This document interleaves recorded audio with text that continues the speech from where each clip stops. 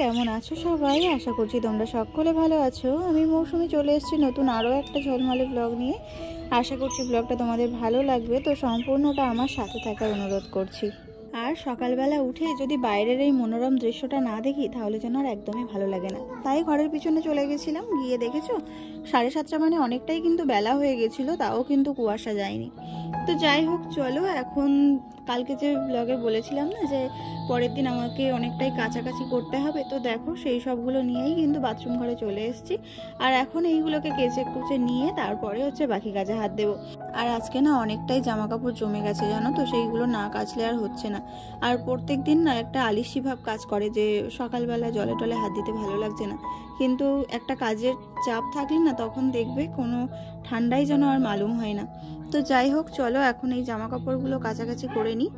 আর কালকে রাত্রিবেলা যেহেতু আমি সমস্ত কিছু করে রেখেছিলাম, মানে ঘর বাড়ি সব মুছেও রেখেছিলাম, আর রান্নার জায়গাতে থালা বাসন মেজে রান্নাঘরটাও পরিষ্কার করে রেখেছিলাম, ওই জন্য আমার আর সেরকম কোনো সকালবেলা চাপ নেই। তো বন্ধুরা, এখন কিন্তু অনেকক্ষণ পরে তোমাদের সাথে দেখা হচ্ছে। তখন জামা কাপড় কেচে স্নান টান করে পুজো দিয়ে রান্না করে তারপরে হচ্ছে এই বিকেলবেলা মানে দুপুরের দিকটাই তোমাদের সাথে আবারও ভিডিওটা আমি কন্টিনিউ করছি। তো কি হয়েছে বলো তো, প্রত্যেকদিন তো রান্না খাওয়া থালা বাসন মাজা এইসব ভিডিওই তোমাদের সাথে শেয়ার করি, কিন্তু এটা না একটা একঘেয়েমি কাজ করে। ওই জন্য ভাবলাম যে ঘরের তো অনেক কাজ আছে, তো সেগুলোই তোমাদের সাথে শেয়ার করব, ওই জন্য ওই কাজগুলো স্কিপ করে গেছি। তো যাই হোক, চলো এখন খাটের নিচটা না ভীষণ গ্যাদারিং হয়েছে, ওই যে জল জমে গেছিলো তারপর থেকে তো এখানে ওখানে ঘুরতে যাওয়া হেনা তেনা হচ্ছে। আর তার মধ্যে ওই পোকে ভীষণ ধরনের মাটি তুলেছিল খাটের নিচে, তো সেটা আর পরিষ্কার করা হয়নি।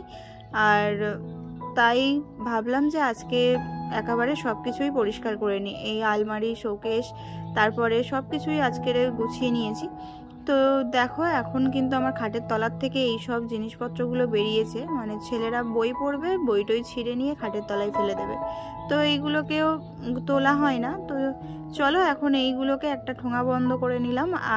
আর একটা ব্যাগে রেখেছি ওই যে জামা কাপড়গুলো ছিল না, সেই মানে কিছু জামা কাপড় বাদ দেওয়া ছিল, ছোট ছোট হয়ে গেছিলো, তো সেই সব জামা কাপড়গুলোই একটা ব্যাগে রেখে দিয়েছি।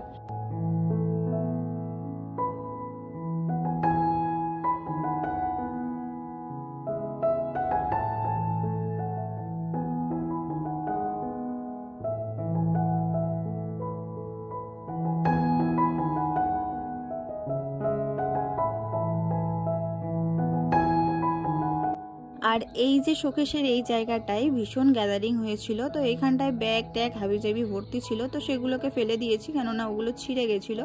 আর এখানটায় অনেক দিন ধরে জমে থাকার কারণে না সেইগুলো ইঁদুরও লেগেছিল, ওই জন্য ওই জায়গাটা পরিষ্কার করে এখানে দেখো রেগুলারের যে জামা কাপড়গুলো, বিছানার চাদর, বালিশের ওয়ার, গামছা, কাপড়, সায়া, এগুলো সব এইখানেই ধরে গেছে। আর কাঠের আলমারির ভিতরে তো ওদের রেগুলারের জামা কাপড় আছে, মানে ছেলের আর ওর বাবার। আর এই যে শোকেসের যেখানটায় আয়না চিরুনি রাখা হয়, তো সেই জায়গাটা আমি ঠিক এইভাবেই রেখেছি। আর ওই যে বললাম না যে আলমারিটাও গুছিয়েছি, তো এই যে এই বক্সটাতে পুরোটাই আমার জামা কাপড় থাকে, তো সেইগুলোকেই একটু ভাঁজ করে গুছিয়ে গাছিয়ে রাখলাম। আর অনেকগুলো প্লাস্টিক দেখতে পেলে, ওতে অনেক ছোট হয়ে গেছে, মানে বিয়ের সময় অনেক রোগা ছিলাম, সেই সব ব্লাউজগুলো আমি রেখে দিয়েছি যত্ন করে। তো যাই হোক, এইটা তো প্রিন্ট করেছিলাম, এটা আগের দিন তোমাদের দেখালাম। তো এর মধ্যে ছোট ছোট জিনিসপত্র থাকে, সেগুলোকে আমি এই শোকেসের উপরে রেখে দিয়েছি। আর তারপরে চলো এখন ঘর বাড়িটা ভালো করে মুছে নিচ্ছি, তার সঙ্গে ঘরের মধ্যে যে জিনিসপত্রগুলো রয়েছে সেগুলোকেও একটু ভালো করে মুছে নিচ্ছি। আর যেহেতু একটা ঘরের মধ্যে সবাই জামা কাপড় জুতো থেকে শুরু করে সব কিছুই থাকে, ওই জন্যই না একটু গ্যাদারিং মতো হয়ে যায়। তো দেখো এই জায়গাটায় না আমি একটা ওয়াল প্রিন্ট করেছিলাম, তো সেটা এই বাক্সটা রাখার জন্য দেখা যাচ্ছিল না, তাই জন্য এই সাইডটাই একটু পিরেক মেরে দিয়ে আর বেশ সরিয়ে দিয়েছি, এখন বেশ ভালো দেখা যাচ্ছে।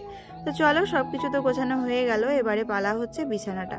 ঘরের মধ্যে হাজার জিনিস গোছানো থাকলেও বিছানাটা যদি গোছানো না থাকে তাহলে যেন পরিপূর্ণ হয় না কোনোটাই।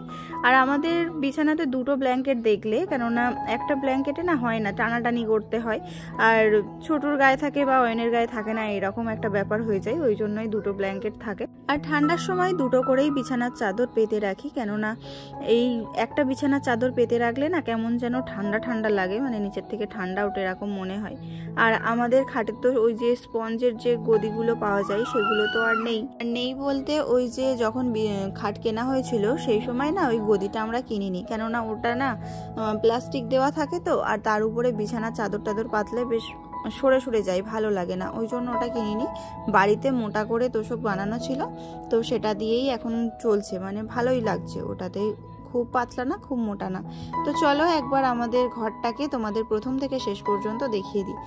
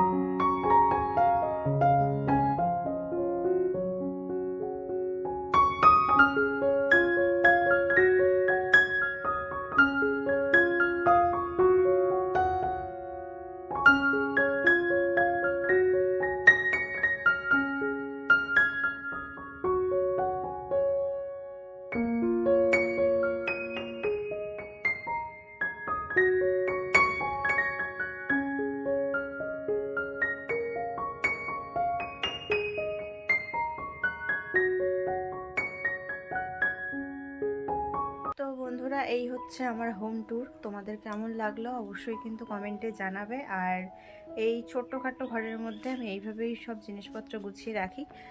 আর এই যে জানালার ধারে ওই যে দেখো একটা চক দিয়ে আঁকা একটা পেন্টিং দেখা যাচ্ছে, তো আমাদের ঘরটা যেহেতু রং করা নেই, তো ওটা আমি আঁকবো বলেই, মানে রং করবো বলেই ওইভাবে এঁকেছিলাম, মানে প্রথমে এঁকে নিয়েছিলাম, তো তারপরে ভাবলাম যে রং করা নেই ওই জন্য আঁকিনি।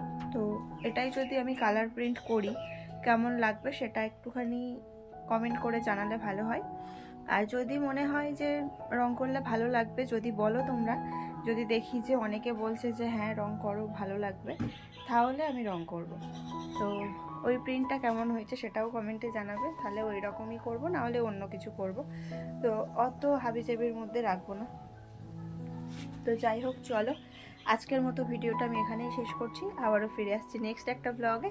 আর রুম ট্যুর ভিডিওটা কেমন লাগলো অবশ্যই কিন্তু কমেন্টে জানিও। আর যারা আমার চ্যানেলে নতুন তারা প্লিজ চ্যানেলটা সাবস্ক্রাইব করে আমার পাশে থেকো। চলো আজকের মতো টাটা।